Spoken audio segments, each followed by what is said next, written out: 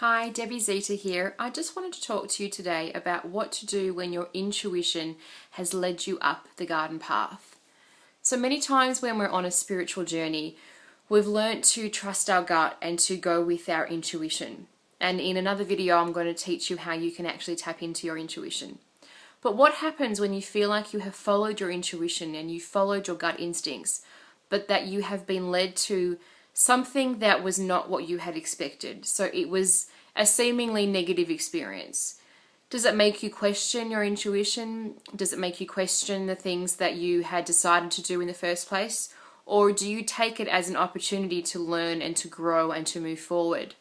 So it can be really disheartening when we go through an experience and we've taken the leap of faith to actually trust our instincts and move forward in a direction that is, based on our heart feeling and what feels right for us. And then we end up in an interaction that is really quite unpleasant.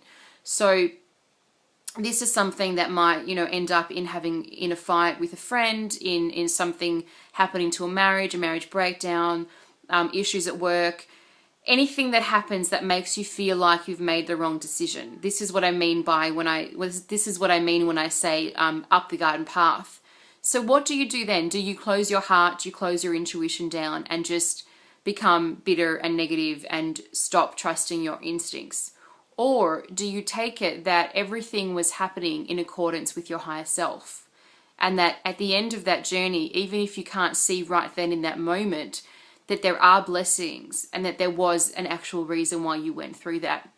So one of the things that I like to do when I find myself up the garden path is to firstly allow myself to feel that anger. I think it's really important not to stop and stifle and pretend and act in a way that you should behave.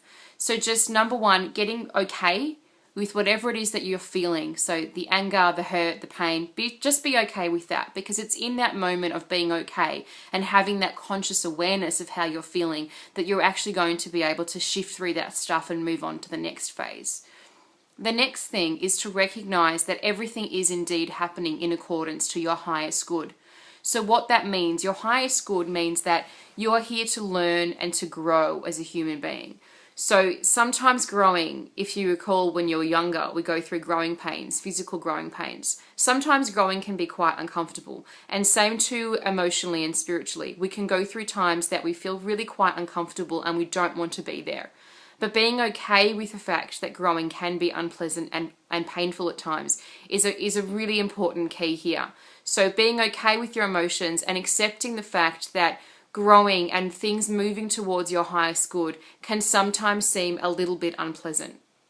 The next thing is to stay positive and to stay grateful. So once you've got through those two stages, move on to stage number 3, which is just to be open to whatever life has to offer you and be open to the universe's wisdom and grateful for the experience, even if you have no idea why right now.